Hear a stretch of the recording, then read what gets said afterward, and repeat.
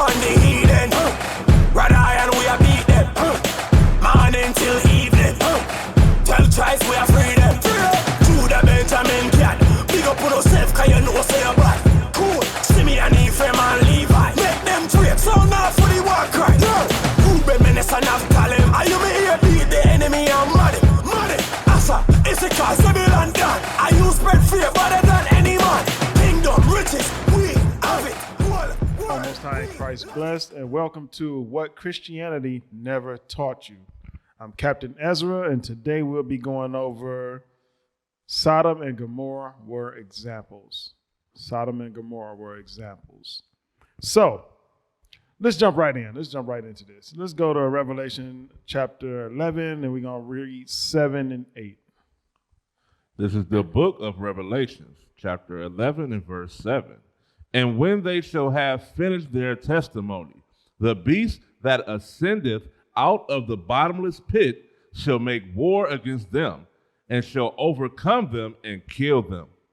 And their dead bodies shall lie in the street of the great city, which spiritually is called Sodom and Egypt, where also our Lord was crucified. Wait a minute. So this place is spiritually called Sodom and Egypt. Sodom and Egypt. All right, let's deal with this a little bit, because we're in Babylon the Great, as some of us may know. And with that sewn into the fabric of this country is the spirit of Egypt and the spirit of Sodom. But we're going to examine this some more. We're going to dig a little deeper. Let's look at the cities of Sodom and the cities of Sodom and Gomorrah. And it was multiple cities. It was 5 cities in total that encompassed this whole little area. But let's deal with this real quick. Let's go to Genesis 19, and we're going to start at verse 1. Let's get that. This is the book of Genesis, chapter 19 and verse 1. And there came 2 angels to Sodom at even, and Lot sat in the gate of Sodom. And Lot, seeing them, rose up to meet them, and he bowed himself with his face toward the ground. And he said, Behold now, my lords, turn in, I pray you, into your servant's house, and tarry all night, and wash your feet, and ye shall rise up early and go on your ways. And they said, Nay, but we will abide in the street all night. And he pressed upon them greatly, and they turned in unto him, and entered into his house. And he made them a feast, and did bake unleavened bread, and they did eat. But before they lay down, the man of the city, even the man of Sodom, compassed the house around, both old and young, all the people from every quarter. And they called unto Lot, and said unto him, Where are the men which came unto thee this night? Bring them out unto us, that we may know them. And Lot went out at the door unto them, and shut the door after him. So wait a minute. So in the city of Sodom, you had 2 angels show up. Now, mind you, Lot does not know that they're angels. He just see 2 men travelers, and he being hospitable, saying, listen, you can come and lodge in my house. But the men of the city, they also saw them. And they said, wait a minute, we want to have sex with these men. And it was both old and young. Letting you know that this thing was open. They was open with their homosexuality and their hypersexuality. All of that stuff was open in Sodom. It was no secret. It was well known. And then all of them gathered together to go to this man's house to try to get these men. All right, let's go to the book of Isaiah, chapter 3 and verse 9. Let's get that. This is the book of Isaiah, chapter 3 and verse 9. The show of their countenance doth witness against them, and they declare their sin as Sodom. They hide it not. They hide it not. They're open with it. The same way they were in the city of Sodom, it's like they were open with it. Guess what? We get into that same exact place here. I mean, I know when I grew up as a child, I never knew a single person that was a homosexual. I never saw it, never seen it, never bumped into it, didn't come across them. It was unknown. If they were there, they were in the closet. They hid it. But in Sodom, it said they hide it not. They're open with it. Finish that? Or start from the top. This is the book of Isaiah, chapter 3 and verse 9. The show of their countenance doth witness against them, and they declare their sin as Sodom. They hide it not. Woe unto their soul, for they have rewarded evil unto themselves. And they have rewarded themselves evil. They have put themselves under the judgment of God because they will not conform to his laws. But I got a video. I want to see this video. Let me get this video. It's called Record Number of Americans Identify as LGBTQ. And we're going to start at 0. There's a new Gallup poll that shows a record number of adults in the U.S., 5.6%, now identify as LGBTQ. The increase is really being driven by the younger generation, and I think a lot of people might think that 5.6%, well, it depends where you live, right? Mm-hmm. If you live in a city, you might think 5.6%, that's it? That sounds low. If you live in maybe greater Minnesota, you might think that's, I don't know 5% of people who are in that. It also depends on the age of the people that you're hanging out with. 100%, right? 100%. I think it's very, very interesting that when you go to younger generations, each step down in age, you see an increase in people identifying it as LGBTQ. Listen to what he said. He says, as you get to the younger ages, letting you know, just like in the time of Sodom and Gomorrah, it was encompassing our youth. The young were getting involved in it. It wasn't just the old, it was old and young. And then just like you're seeing what's happening right here today. Come on, let's get some more of this. LGBTQ, and really Gen Z adults are changing the landscape of the way people identify their own sexuality. So 18 to 23-year-olds is what we're talking about. Right, and there you're talking 16% of them identify as LGBTQ. It's a very different world that we're living in now than, say, even 20 years ago, even 10 years ago, really. I mean, you look at even same-sex marriage passed here in Minnesota. So people are feeling more comfortable now. The kids are growing up in a different world than even what you and I grew up in. For the first time, they asked people, okay, like instead of the question just being, do you identify as LGBTQ? They asked, all right, well, what, like, are you lesbian, gay, bisexual, transgender, queer? Where do you identify? Overall, of the people who identify that 5.6% as being LGBTQ, 55% say bisexual, 25% gay, 12% lesbian, 11% trans. But when you go to Gen Z, and I think this is really the lesson here, and this is going to be something that is interesting for advocacy groups, for policymakers, because it's mostly a vast majority of people identifying sort of fluid on this, saying that they're bisexual. Right, and this is 72%. That is a huge difference. It's a huge. The vast majority of people are identifying as either bisexual or gender fluid, meaning they can deal with anybody. They don't care. They don't have a true preference. They'll deal with whoever show up. Watch this. Now, I got an article in there that about gender fluidity. Let's see that. What does it mean to be gender fluid? Here's what experts say. It's a valid gender identity, not a phase, a psychologist explains.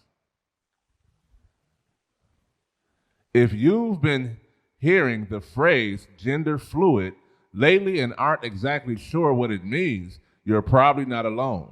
The term is being used for more frequently these days as society becomes more inclusive and more people believe that a person's gender identity can be something other than the conventional gender archetypes of male and female. Before getting into the definition of gender fluid, it helps to understand what gender identity means, as well as the words cisgender and transgender. Austin, Texas-based clinical psychologist Joe Ecker tells Health that it's a person's deep sense of their gender. It may or may not match the sex you were assigned at birth or how other people see you. She says, if it matches, then you fall into the cisgender category. If it doesn't match, then transgender or gender non-confirming might be a better fit. Let me explain what they're saying. Confusion. You confuse sexually. They're using all these different terminology. You are confused. Whatever your anatomy is, that's what you are. But these people are confused. Like, how are you going to be a woman if you don't have fallopian tubes? You don't have, what else they got in there? Ovaries. You don't got none of this stuff. But you're a woman. And then you're a man, but you don't got testicles. You don't got a rod. Like, are you serious? No, what they're saying is you're confused about your gender. And then due to you being confused about your gender, you are fluid. Just like Bruce Lee. Bruce Lee, he had his kung fu style or whatever you call it. And he was like, it's like water, meaning he can adapt to anything. That's what they can do. They can adapt to whatever. A horse show up, they can adapt to that. They can get down with it. Man show up, we can figure it out. We're going to get down. It's like you can adapt to whatever. That's what the fluid is. But let's get this in. What is pansexual? Let's see that. What does pansexual mean? An expert explains. It's an expert about to break it down. A sex therapist explains everything you need to know about pansexuality. Over the past few years, many celebrities, including Miley Cyrus, Emily Hampshire, and Janelle Monáe, have come out as pansexual. In June 2020, Variety published a cover story on model and actress Cara Delevingne, who said that she identifies as pansexual. I always will remain, I think, pansexual, she said in her interview. However, one defines themselves. I fall in love with the person, and that's that. I am attracted to the person. So basically what they're saying is this. I'm not stuck one way or another. I can go left or I can go right. Whatever shows up and I like it and it looks good to me, I can get down with it, which is confusion. It is confusion. But this is what they are. And this is the same way they were in Sodom and Gomorrah. But let's examine some more. Let's get some more. Let's go back to the scriptures. Not to these crazy people. Let's keep moving. Let's go back to Genesis 19. This is pansexual. Are you serious? What kind of stuff is this? Or as the bishop would say, the hell is this? All right, come on. This is the book of Genesis, chapter 19 and verse 6. And Lot went out at the door unto them, and shut the door after him, and said, I pray you, brethren, do not so wickedly. Behold now, I have 2 daughters which have not known men. Let me, I pray you, bring them out unto you, and do ye to them as is good in your eyes. Only unto these men do nothing, for therefore came they under the shadow of my roof. And they said, stand back. And they said again, this one fellow came into sojourn, and he will needs be a judge. Now will we deal worse with thee than with them? And they pressed sore upon the man, even Lot, and came near to break the door. So look, Lot, he like, listen, I got 2 daughters. Why don't y'all take the daughters? Y'all can do what y'all want with them. They never been with a man before. You like, y'all can take them and have them and do what you want to do. And they like, listen, you done came in here. You think you're going to judge us? We're going to do worse. And what do they mean by do worse? Their plan was to rape the angels. So he letting him know, listen, we'll rape you too. They booty warriors out there. Booty more important than water. So they like, look, we'll get you too, bruh. You better get out the way. And this brother then offered them 2 virgin daughters. But I want to get something else. Let's drop down to verse 11. Watch this. This is the book of Genesis, chapter 19 and verse 11. And they smote the men that were at the door of the house with blindness, both small and great, so that they worried themselves to find the door. Wait a minute. I can't let that go by. They put blindness on these men, and they weird themselves trying to find the door. Letting you know the blindness wasn't going to stop them. Nobody said to one another and said, wait a minute, I can't see. The call for booty was, I told you, booty to them was more important than air, than water. It's more important than sight. They like, listen, they still trying to find the door. They're still trying to find it. Read on. Verse 12.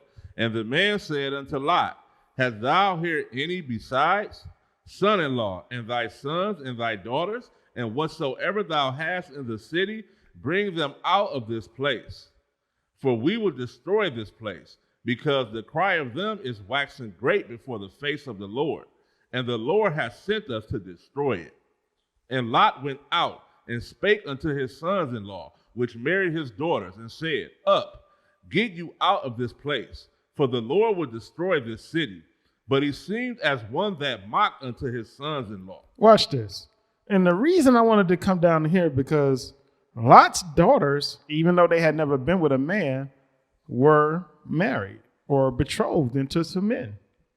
They had husbands. Well, wait a minute. That means if they had husbands, those sons were not Lot's sons. Somebody else in that city had sons.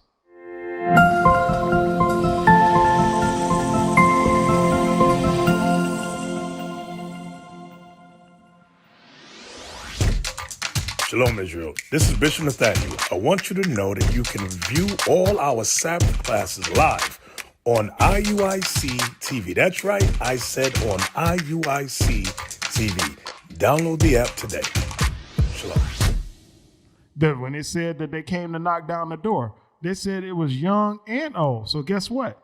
Some of those people that young and old, they had parents.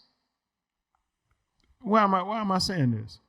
Because they were pansexual too. They were, in that time, they would go both ways. They want to rape Lot, and they also might have a wife at home. Because they had kids. Where are the young coming from? Where did the husbands come from for Lot's daughters?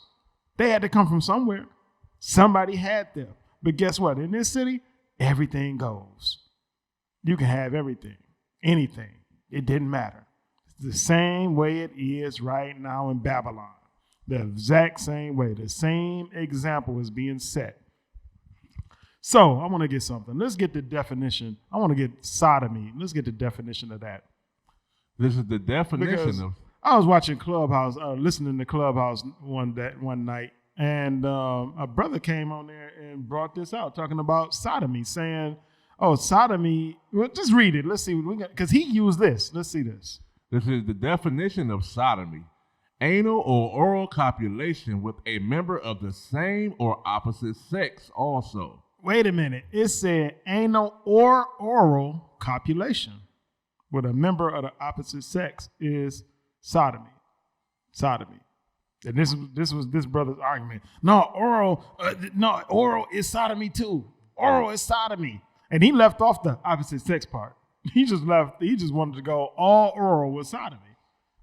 Even in his own definition he used, it's like, wait a minute, it's still sexual acts between two of the same kind. He's like, no. All oral is off.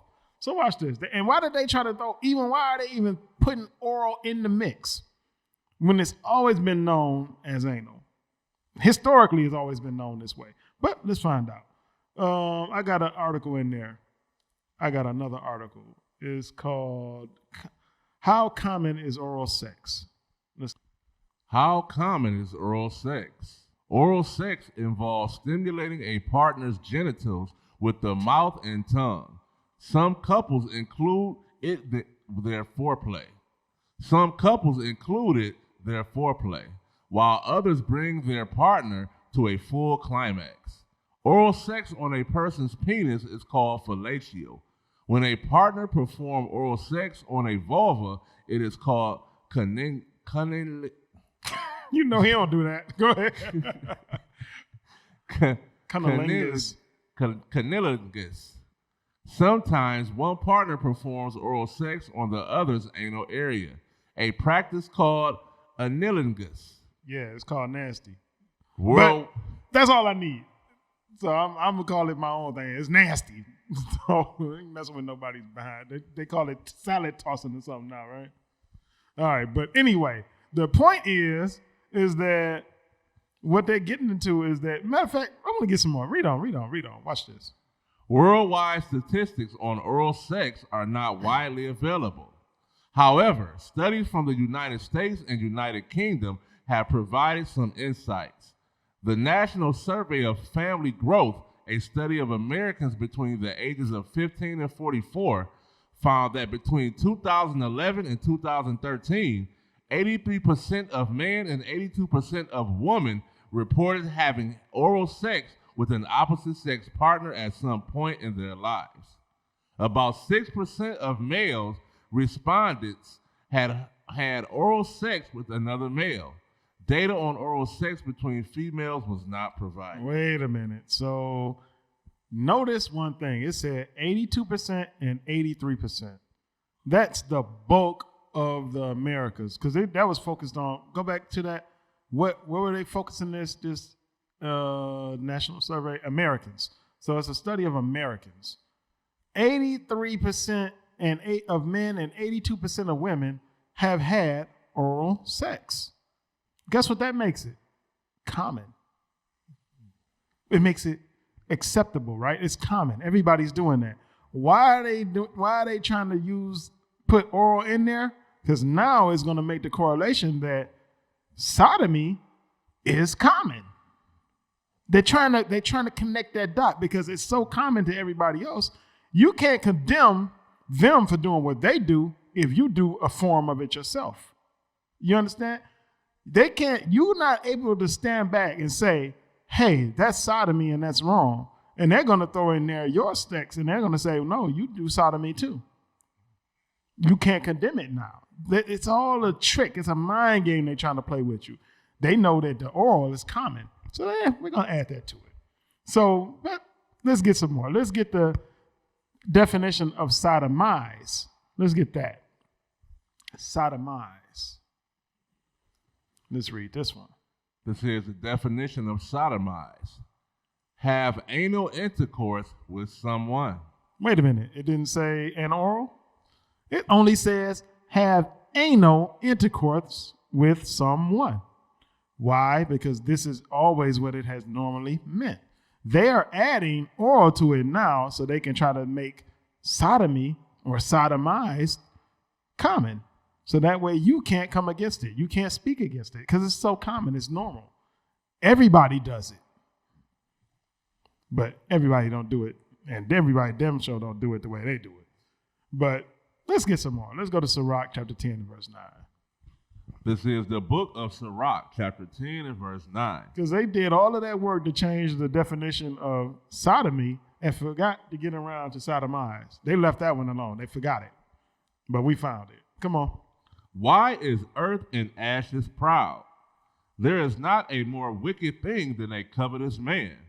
For such an one setteth his own soul to sale, because while he liveth, he casteth away his bowels. So that man will sell his soul. It say he casteth away his bowels, meaning he will give up his booty for advancement, which is what you see here. And I guarantee you saw the same thing there. They would give up their behind.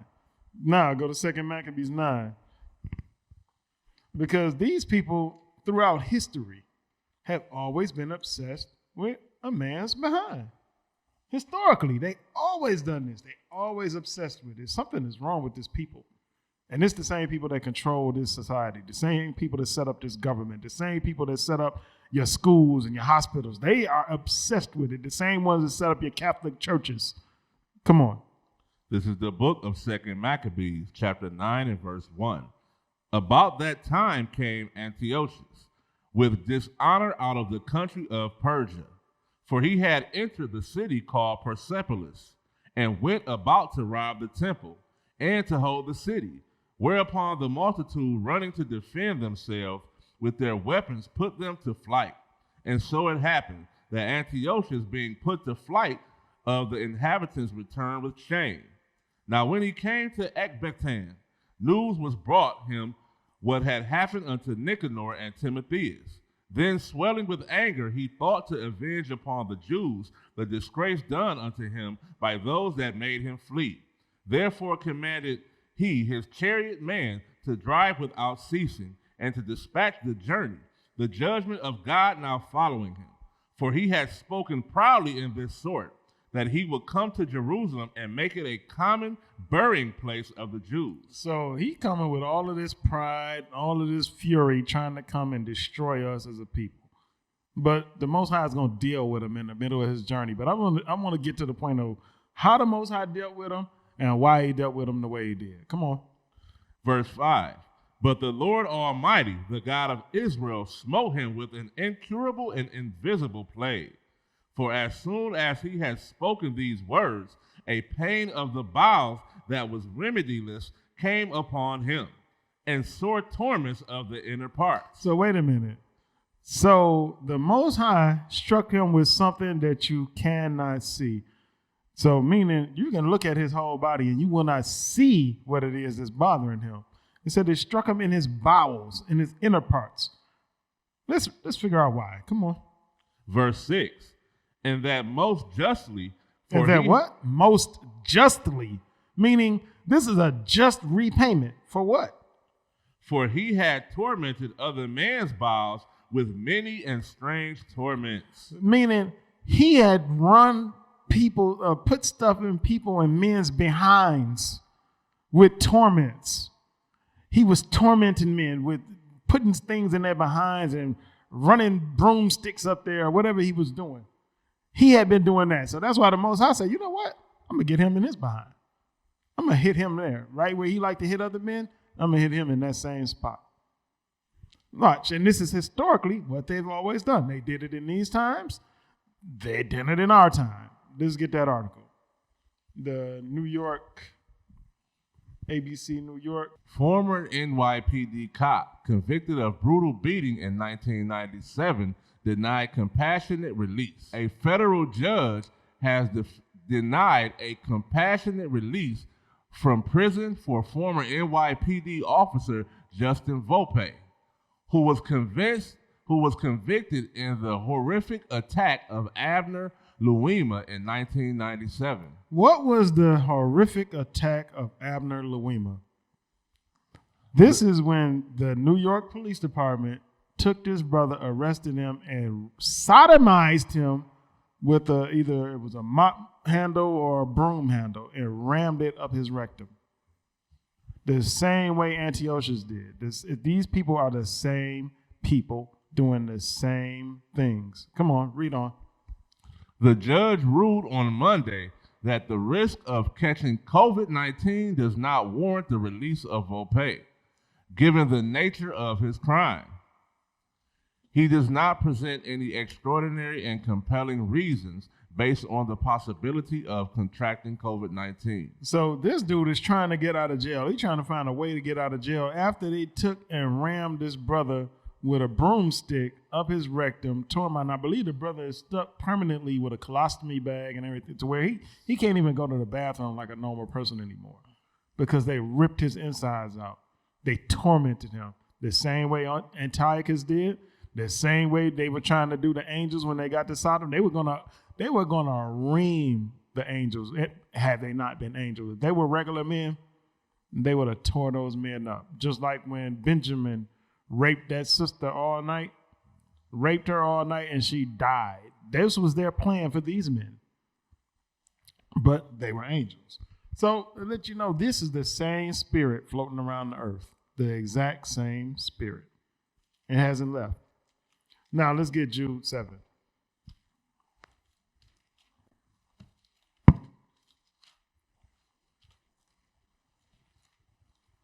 This is the book of Jude, verse 7. Even as Sodom and Gomorrah and the cities about them in like manner, giving themselves over to fornication and going after strange flesh, are set forth for an example, suffering the vengeance of eternal fire. It says that these people gave themselves to fornication and went after strange flesh. It didn't say anything about oral. It said they went after strange flesh. This is what they were doing. This is what was happening. And it's like we have a whole book based upon, well, we have multiple instances, but you can read the book. Let's get Leviticus 18. That talks about, that explains what fornication is. And then it also explains about going after strange flesh. Let's see what it says. This is the book of Leviticus, chapter 18 and verse 22. Thou shalt not lie with mankind as with womankind. It says you should not lie with mankind as with womankind. Meaning the way you lie with a woman is not the way you lie with a man. You don't, it's no correlation into the way you need to do this. So that means it needs to be a distinction on the way you deal with a man and the way you deal with a woman. In Sodom, they had no distinction. In Babylon, they have no distinction. In what do they call Israel right now? They call it little Satan. Over in little Satan, they have no distinction. They're doing the same things right now in the Holy Land because it's the same people back in this earth once again. But let's see. So, did we finish that? No, sir. Thou shalt not lie with mankind as with womankind. It is abomination. It's abomination. This thing is detestable to the Most High. This is why that city had to be destroyed, just like you read about in Jude 7. Let's go back to Jude 7 real quick, because there was something in there that I want to make sure that we hit. This is the book of Jude, verse 7. Even as Sodom and Gomorrah and the cities about them in like manner, giving themselves over to fornication and going after strange flesh, are set forth for an example. They are set forth for an example. This is an example for us to read and look at and say, wait a minute. I know how they were dealt with for what they did, for going after strange flesh and dealing in fornication. I know how they were dealt with. How were they dealt with? Read on. Suffering the vengeance of eternal fire. They suffered the vengeance of eternal fire. So this is an example that we're supposed to look at and say, well, wait a minute. I don't want to do that. I don't want the judgment that comes from that, so I'm not going to do that. This is an example to us as a people. And we have to be able to look at this example and grow from it, learn from it, apply it to our lives. This is what we're supposed to be doing. Now, watch this. Let's get some more. Let's go back to Genesis 19 real quick. Of Genesis chapter 19 and verse 11. And they smote the men that were at the door of the house with blindness, both small and great, so that they worried themselves to find the door. Now, just real quick, just drop down to verse, drop down to 14. Let's get that. The book of Genesis, chapter 19 and verse 14. And Lot went out and spake unto his sons-in-law, which married his daughters, and said, Up, get you out of this place, for the Lord will destroy this city. But he seems as one that mocked unto his sons-in-law. So listen, what you got to read into this and understand is that not everybody in Sodom and Gomorrah and the other cities were gay. These men weren't gay. They had wives. They were not at the door, Lot's door, trying to get in and rape the angels. They were out somewhere else, and he went out to them, and he spoke to them and like, look, we got to leave this city. But everybody there wasn't gay. But guess what happened? Some people turned a blind eye to the things that were going on, just like they try to make you do today. They try to make you agree with it. They try to make you act like it's normal. Like, I'm supposed to call somebody a woman that's clearly a man. I'm not doing that. They want you to call somebody a man that's clearly a woman. I'm not doing that. They want you to turn a blind eye to the crazy stuff you see in front of you. And we should not be doing that. But that's what they did in this time.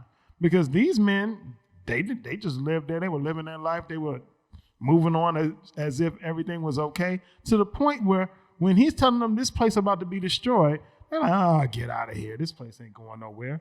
The same way they do with America. America's going nowhere. This is America. Nobody can take America down. USA. And they got flags on the back of their trucks and all. Yeah, right. Okay. So let's get Genesis 19. Let's drop down to 18. This is the book of Genesis, chapter 19 and verse 18. And Lot said unto them, Oh, not so, my Lord. Behold now, thy servant hath found grace in thy sight, and thou hast magnified thy mercy, which thou hast showed unto me in saving my life. And I cannot escape to the mountain, lest some evil take me and I die. Mm-hmm. Behold now, this city is near to flee unto, and it is a little one.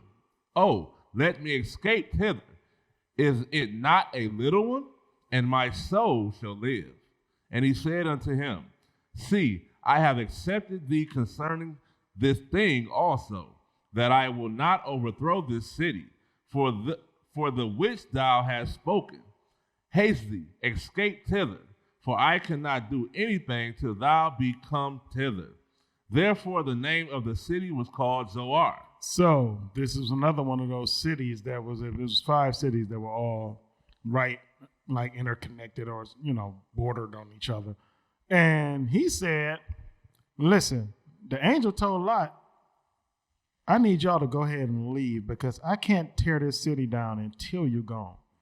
Letting you know, Lot's escape had to happen before the city would be destroyed. So it was contingent upon getting him out first, then destroyed it.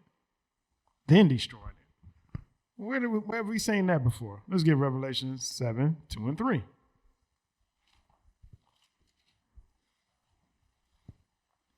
This is all examples. The examples we got out of Sodom and Gomorrah are examples for us right now, today. So let's see that. Let's get this. This is the book of Revelation, chapter 7 and verse 2. And I saw another angel ascending from the east, having the seal of the living God. And he cried with a loud voice to the 4 angels, to whom it was given to hurt the earth and the sea. Okay, so this angel has the seal of the living God, and he can hurt the earth and the sea. Come on. Saying, hurt not the earth, neither the sea, nor the trees, till we have sealed the servants of our God in their foreheads. He's like, wait a minute. Do not send this destruction forth until, well, that's what until means, until the servants of God have been sealed in their foreheads. We just read that in Genesis.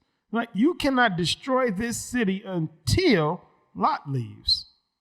The same way this country will not be destroyed until we're sealed. It's the same thing. It's an example, one of another. The only thing that held back destruction in Lot's time was Lot being in that city. The second he left, the city was destroyed. The only thing holding back destruction on the United States of America is because we haven't been pulled out of here yet. The second we sealed and we get pulled out of it, it is gone. It's done. It's a wrap. But we're going to see. Let's get some more. Let's see if it's exactly the same way. Now let's get Romans 1. Because just like in the time of Lot, like we spoke on earlier, it's the same way now. You have people that turn a blind eye to the wickedness around them. Come on. This is the book of Romans, chapter 1 and verse 25. Who changed the truth of God into a lie, and worship and serve the creature more than the Creator, who is blessed forever. Amen. For this cause God gave them up unto vile affections. For even their woman did change the natural use into that which is against nature. Come on. And likewise, also the man, leaving the natural use of the woman, burned in their lust toward another, man with man, working that which is unseemly, and receiving in themselves that recompense of their error which was meet. The recompense for their error was correct, meaning burning them behinds up. Why? Because they're sitting up going man on man. That is unseemly. Woman on woman is unseemly. Men dressing like women is unseemly.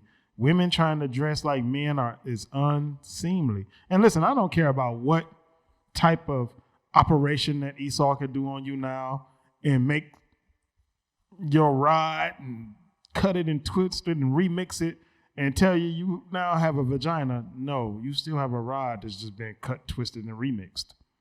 It's been chopped and screwed. That's what you got. You cannot change what God made. That is what you have. So now, drop down to 32. This is the book of Romans, chapter 1 and verse 32. Who, knowing the judgment of God, that they which commit such things are worthy of death, not only do the same, but have pleasure in them that do them. just like we was reading about with the husbands for Lot's daughters.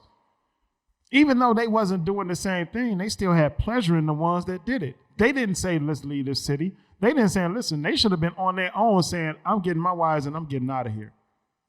I don't like the way they live here. Same way you see here in America. Nobody wants to leave. Everybody's satisfied. They're happy here, which I don't know what you could be happy with. And that's not just the other nations. Our people too. Our people are satisfied here in America.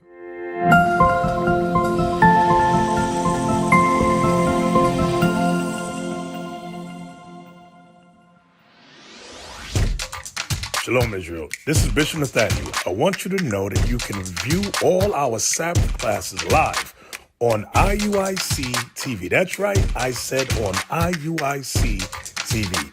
Download the app today. Shalom. They're going to conform to whatever America puts in place.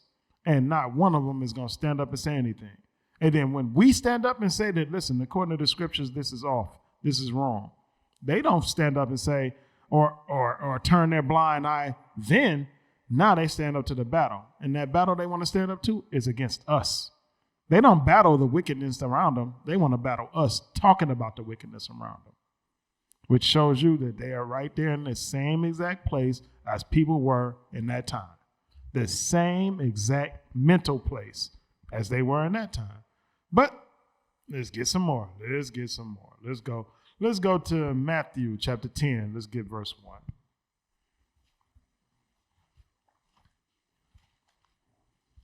This is the book of Matthew, chapter 10 and verse 1. And when he had called unto him his 12 disciples, he gave them power against unclean spirits, to cast them out, and to heal all manner of sickness and all manner of disease. Now the names of the 12 apostles are these. The first, drop down to verse 5. Is the book of Matthew, chapter 10 and verse 5. So this is now Christ has given them power over unclean spirits and all. So now let's drop down to, let's see what it says now. Verse 5. These 12 Jesus sent forth and commanded them, saying, Go not into the way of the Gentiles, and into any city of the Samaritans enter ye not, but go rather to the lost sheep of the house of Israel. And as ye go, preach, saying, The kingdom of heaven is at hand. So he told them, he gave them a mission. After he gave them the spiritual powers to cast out unclean spirits, he gave them a mission and told them, don't go into the cities of the Gentiles. I want you to go to the, where did he send them? Go not into the way of the Gentiles or the Samaritans, but rather go to the house of Israel, telling them the kingdom of heaven is at hand. Right? Now, drop down to verse 11. This is the book of Matthew, chapter 10 and verse 11.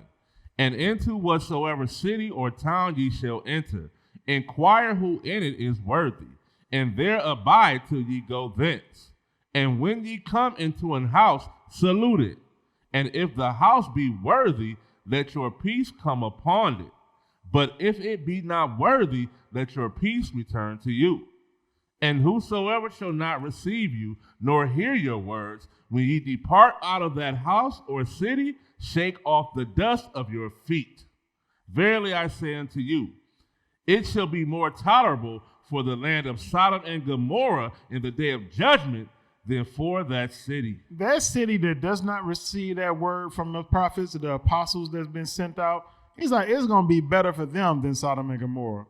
But he's still talking about Sodom and Gomorrah. This has happened years ago, years before his birth, years in the past. This is all the way back in the time of Genesis. At least a couple of millennia, not millennia, what's 1,000 years? Millennia. Couple of them that went by at least. I don't know the exact time. But those have went by and they still bringing this up. Why? This is the most famous or well-known destruction that ever happened on the earth outside of the flood. And it's still noted at that time. Guess what? It's still noted in this time. So let's go ahead. I want to make sure I can get through all of this. So now let's go to, let me see what I got. Let's go to I got a video, Sodom and Gomorrah being destroyed. Let's get that. 3,700 years ago in a cataclysmic event. It was an event that created so much heat it turned pottery to glass. The heat was so much that it turned pottery into glass. Let's remember that. It turned pottery into glass. Genesis 19:24. This is the book of Genesis, chapter 19 and verse 24. Then the Lord rained upon Sodom and upon Gomorrah brimstone and fire from the Lord out of heaven. And he overthrew those cities and all the plain and all the inhabitants of the cities and that which grew upon the ground. But everything got destroyed by fire and brimstone that rained down. Remember that. And it rained down, and the heat was so hot that it turned pottery into glass. Now, let me get that article about prehistoric pottery. Prehistoric pottery, series in ancient technologies. Pottery was important to ancient Loans and is an important type of artifact for the archaeologists. All right, scroll down. There's something I want to watch. Scroll down a little bit. Pottery vessels were made from clays collected along streams or on hillsides. Sand, crushed stone, ground mussel shell, crushed fire clay, or plant fibers were added to prevent shrinkage and cracking during firing and drying. What's the first ingredient that said in there? Sand. I want us to remember that. Clays and sand. All right. Now let's go to, I got a video in there. I got another video. The team uncovered a layer of ash dating from the Middle Bronze period burying the site, along with pottery that had burned at temperatures far too high to have been produced in a kiln. One pottery shard had even melted into glass. What could possibly cause... Wait a minute. He says that the heat there had to be so hot, it's hotter than anything that would have happened in the kiln, meaning anything they could have done of their own, these temperatures were much hotter than that. And then as we go into it, it said that it turned the pottery into glass, which we already read. But let's get that. Go back to 336. I want to see that again. The team uncovered a layer of ash dating from the Middle Bronze period burying the site, along with pottery that had burned at temperatures far too high to have been produced in a kiln.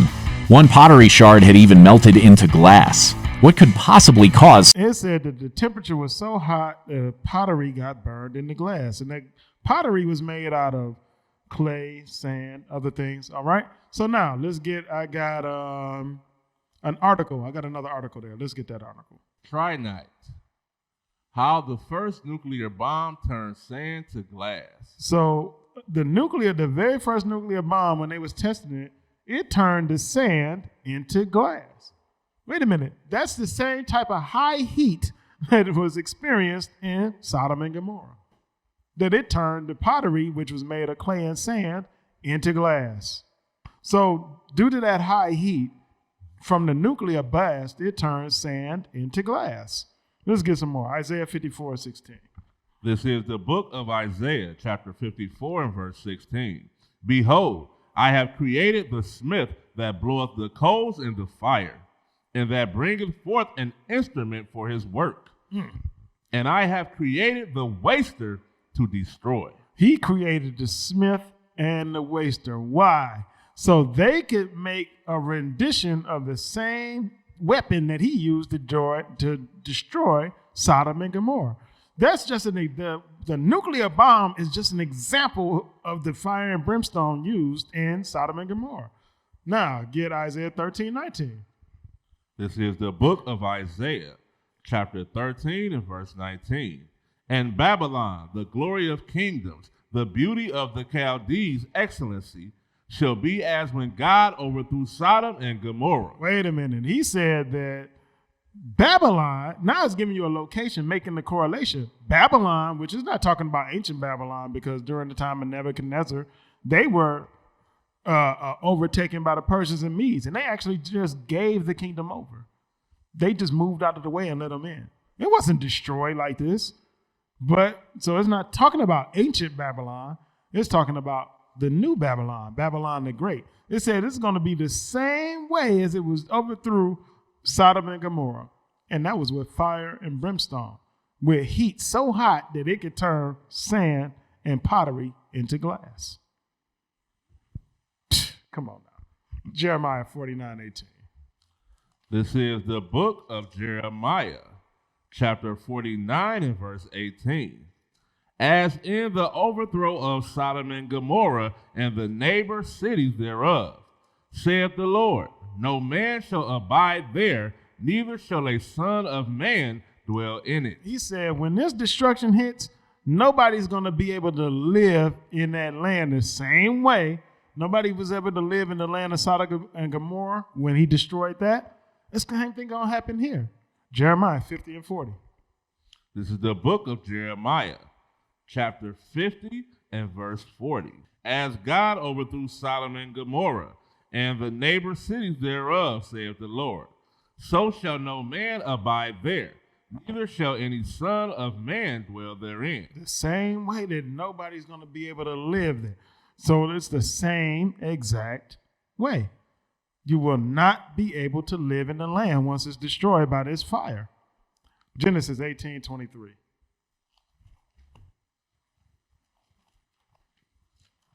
This is the book of Genesis, chapter 18 and verse 23. And Abraham drew near and said, wilt thou also destroy the righteous with the wicked? So he's asking the Most High, are you going to destroy the righteous with the wicked? And he, if you know this history, he's going to go through and keep trying to negotiate with the Most High. What if it's 50? What if it's 40? What if it's 20, 10?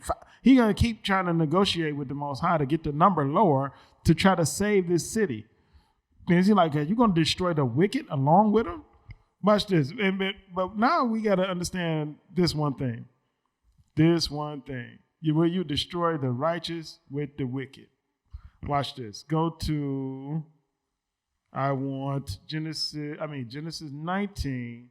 Now go to verse 23. This is the book of Genesis, chapter 19 and verse 23. The sun was risen. As a matter of fact, reading from verse 2. I want to go back a little bit. This is the book of Genesis, chapter 19 and verse 2. And he 22. said, 22. This is the book of Genesis, chapter 19 and verse 22. Come on. Haste thee, escape thither, for I could not do anything till thou become thither. Therefore the name of the city was called Zoar. Mm-hmm. The sun was risen upon the earth when Lot entered into Zoar. Wait a minute. So he waited for him to get to Zoar, and the sun was risen. It was daylight outside. Sodom and Gomorrah wasn't destroyed at night. It was destroyed while it was daylight. Let's keep that in mind. Psalms 91. We're going to get 5 and 6. This is the book of Psalms, chapter 91 and verse 6. 5 and 6. This is the book of Psalms, chapter 91 and verse 5. Thou shalt not be afraid for the terror by night, nor for the arrow that flieth by day. That flieth by what? By day. Wait a minute. So this thing is going to happen in the day the same way it happened in Sodom and Gomorrah. Come on. Verse 6. Nor for the pestilence that walketh in darkness, nor for the destruction that wasteth at noonday. So the destruction is going to waste at noonday in broad daylight. The same way we saw that thing happen in Sodom and Gomorrah is the same way it's going to happen here. People are going to be walking around broad daylight, and that destruction is just going to pop off. So watch this. Luke 17:26. This is the book of Luke, chapter 17 and verse 26. And as it was in the days of Noah, so shall it be also in the days of the Son of Man. They did eat, they drank, they married wives, they were given in marriage until the day that Noah entered into the ark. So people were basically just living out their lives as nothing was wrong, nothing was going to happen. And then in the time of Noah, then the flood hit. In the time of Lot, then the destruction came. Watch this. I got an example. Let me get this video. Let's see what it looked like. You got people living their lives. They was at the ball game. They at the What's park. going on? Broad Those are daylight. Minuteman missiles. Like a test, sort of. Like a warning? They're on their way to Russia. Wait a minute. When it said they're on their way where? To Russia. Come on. They take about 30 minutes to reach their target. So do theirs, right? Missile warning, this is Beale. Confidence is high. I repeat, confidence is high. Roger, we've got 32 targets in track and 10 impacting points. I want to confirm, is this an exercise? Roger, copy. This is not an exercise. Roger, understand. Major Reinhardt, we have a massive attack against the U.S. at this time. ICBMs. Numerous ICBMs.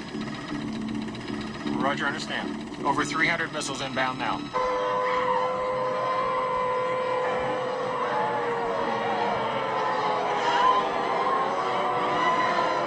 it's going to be just like this. This is what you saw in Sodom and Gomorrah. This is what you're going to see in America. Just this example that they're giving you. Chaos in the middle of the day.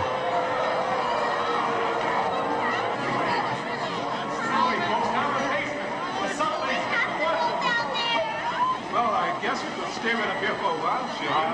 You better go downstairs, folks. Please.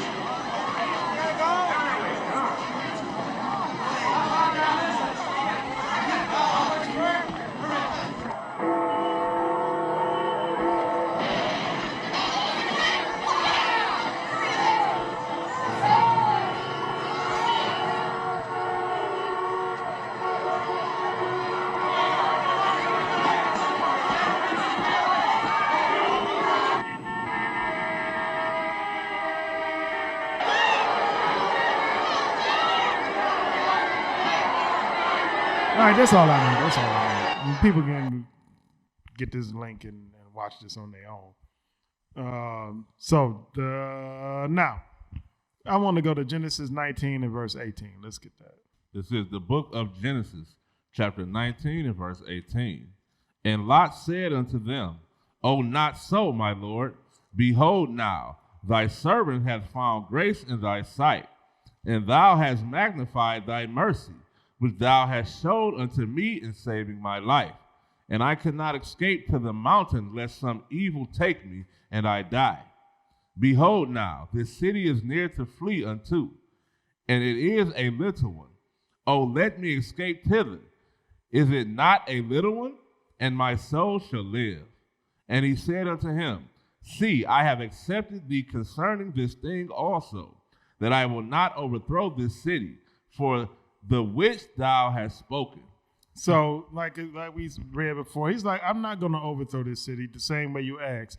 And then just like we read before, the only thing was holding back the destruction at that time was Lot being sealed. Is the same way what's happening this time is us being sealed, us getting our minds right, us getting into these laws, statutes, and commandments. That's what's holding back the destruction right now. It's the same way. The angels are sitting back waiting to destroy this thing, but they're waiting on us. They're waiting on us to get sealed in our minds, getting these laws, these statutes and commandments, being able to turn scriptures and applying them in our lives. And when we see things happen around us, we don't turn a blind eye. We deal with it. We deal with it head on. Listen, that's wicked. That's evil. We deal with it. And this is what's being waited on. So real quick, I want to get one last thing. I want you to get, look up, the movie is called Knowing, and I want the destruction scene. I'm going to end it on that.